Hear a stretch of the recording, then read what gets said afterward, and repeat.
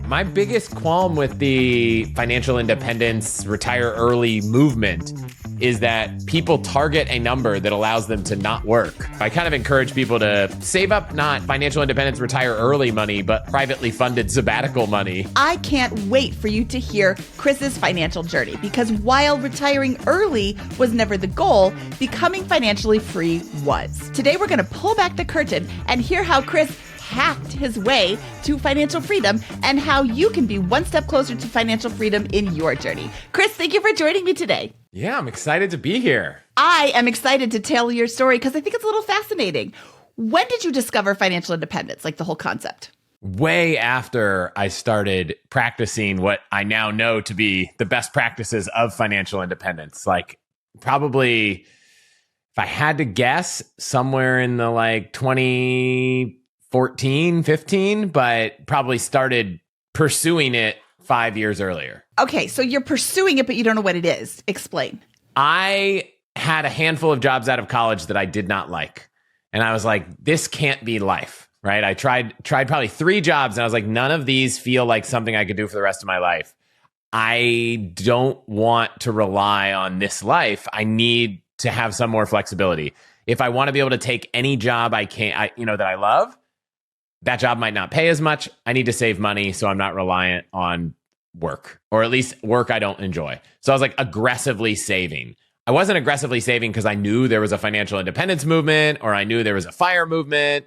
I think at some point I found a Mr. Money Mustache post, but up until that, 5 years later, it was just save as much money as possible to get financial flexibility. Maybe I didn't even have a name for it, but it was just aggressively save. And what were you doing with your savings? Was it going into the stock market or was it going into a savings account? It was just index funds, like VTI, just super straightforward, buy index funds, no fanciness. Once you discovered financial independence and this concept, what were your parameters? Did you have a FI number? Were you actively working towards this specific goal so that you could then take the job that didn't pay anything? I guess you could loosely say I had a goal that the 4% rule applied, right? It was I need to have enough money so that 4% is something I could live off of. But I wasn't very focused on specific numbers. I had no idea what my savings rate was. It never was a thing that crossed my mind.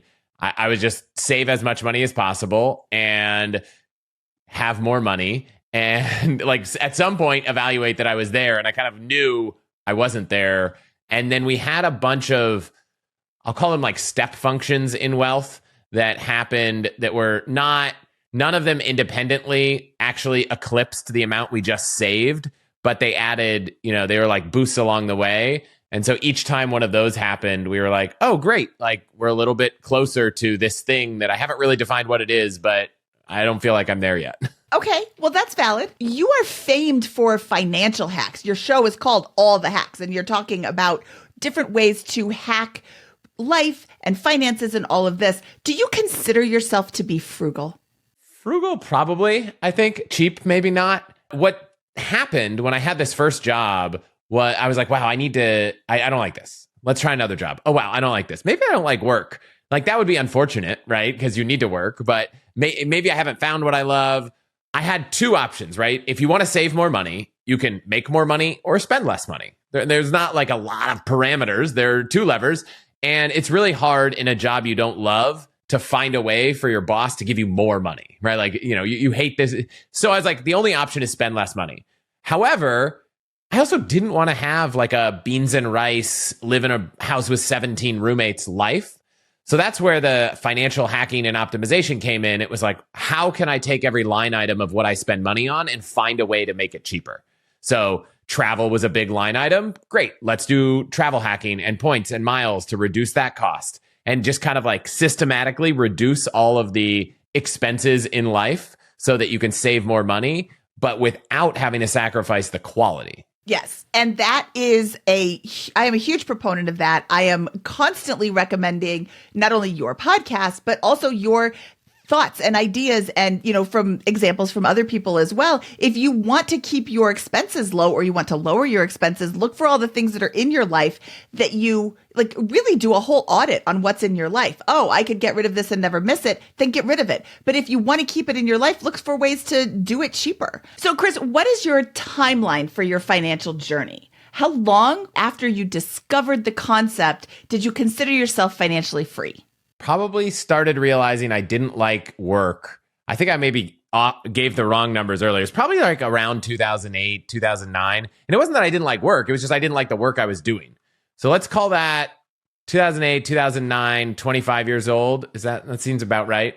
And then figured out that financial independence was a thing around maybe like 29, 30. And then somewhere around the time I realized it was a thing, I hit what I considered to be financial independence. Now, I realize not everyone would consider my definition, but for me, I had enough money that somewhere other than where I live today, I could live on my savings.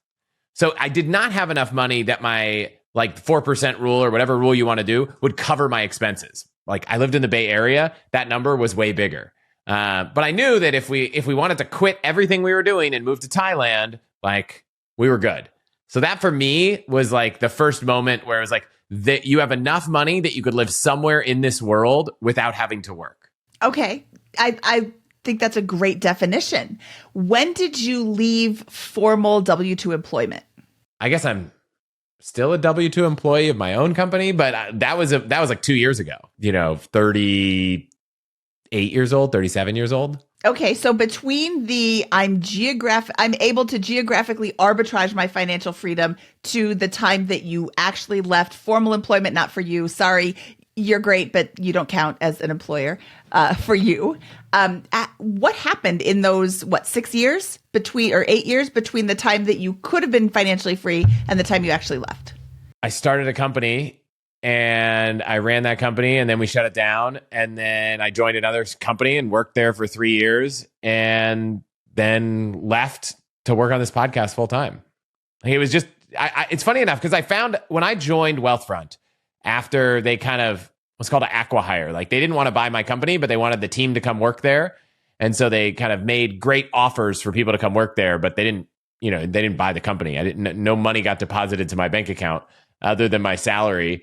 And when I got there, I was like, I could do this job forever. I actually felt like I had a job that I could just do. This whole journey of being frugal and saving money existed so that I could have the freedom to not have to work jobs I hated. And the irony was by the time I was pretty close to that point, I had found a job that I actually loved doing that paid me money. So it was somewhat irrelevant. And it was now I just have this cushion or nest egg that is not as necessary because I found employment that was enjoyable. It didn't feel like I wanted to do it. I'm definitely not I never want to stop working.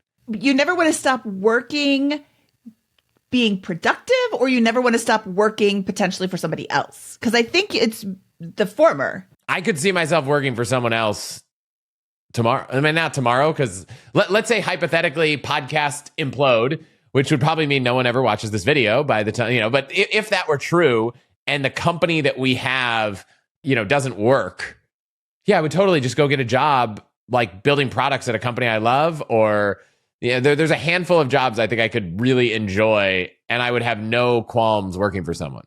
Do you need to work for someone to be able to live where you're at and maintain the level of lifestyle that you have right now?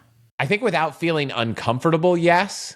I think there are people that would look at our numbers and say Chris, why are you using a 2.5% rule? You should be using the 5% rule because the stock market's amazing. And, so I think it comes down to how aggressive or conservative you want.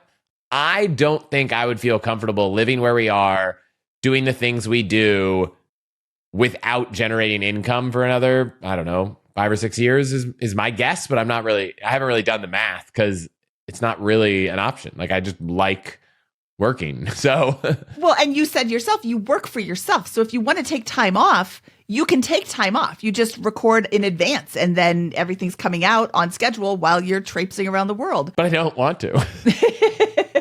But you could. I could. I just think that that's an important distinction to make because you don't have to work. You choose to work. And frankly, I choose to work. And it's a really great position to be in because you can take off the time and, do your own thing or just relax a little bit, in my opinion. Yeah, my biggest qualm with the financial independence, retire early movement is that people target a number that allows them to not work.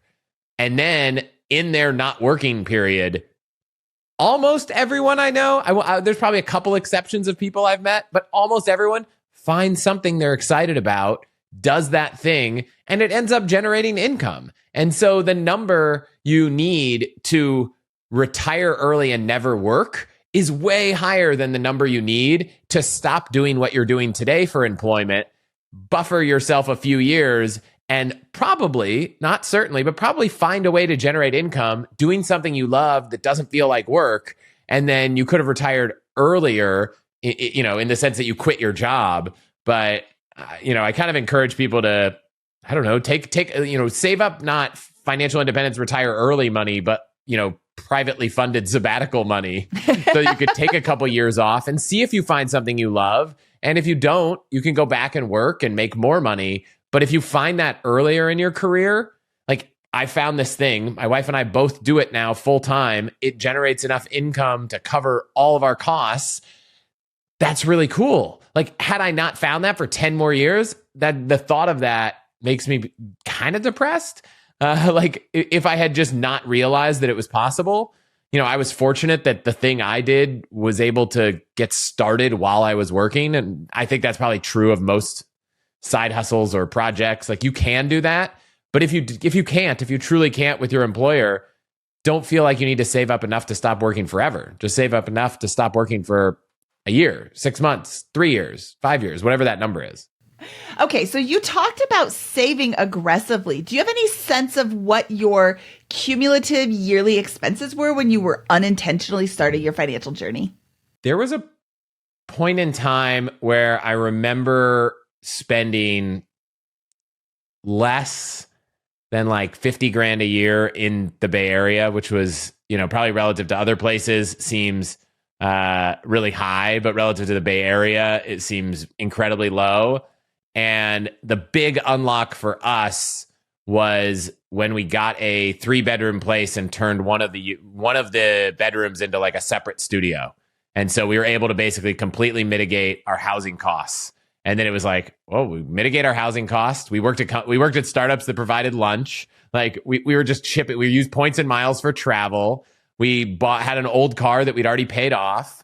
It was old, so insurance was cheap. And like we really had like almost no expenses. I want to say, there was a point in time in our late 20s where we were spending 30 grand a year to live in the Bay Area. Maybe more, 30 to 50. I can't remember the exact number. I wish I could.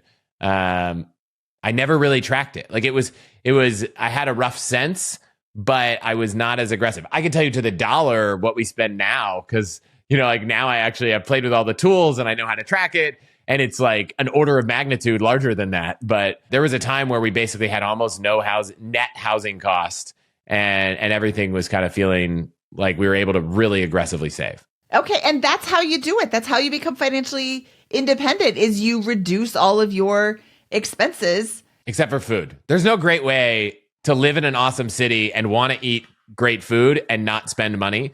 So we just did. Yeah. Well, I mean, if you've got everything else optimized and food is the one thing you could have, absolutely. You could have gone down to rice and beans and peanut butter and jelly, homemade, not Uncrustables. And you could have really, really reduced all of your expenses. But that's something that you chose to keep in. I have one last question for you. What advice would you give to somebody who is pursuing financial independence? I think the advice I would give someone is to think about what's really important to you and not sacrifice that, because you could spend years on your pursuit of financial independence and it's going to be 10 times harder if you take everything that brings you joy out. There are things that you just can't do certain times in your life, right? My wife and I backpacked around the world for 7 months and we did it on $30 a day. I can tell you there's just no world with 2 kids where we can do it for $30 a day. I don't even know if we could do it for $300 a day, like, based on what needs we have. So I would tell people, make sure that you're taking whatever it is that's important to you. It might be bicycles, not travel. It might be, high quality food ingredients. There's lots of things, but don't focus on just cutting everything. And then I already said this earlier, but I'll add it, which is just don't feel like you need to get to a point where you're fully financially independent to kind of focus on all these other things.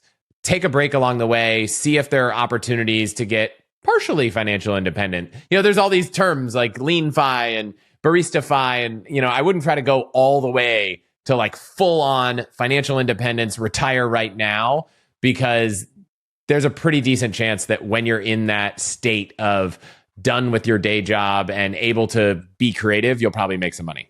I love all of this, Chris.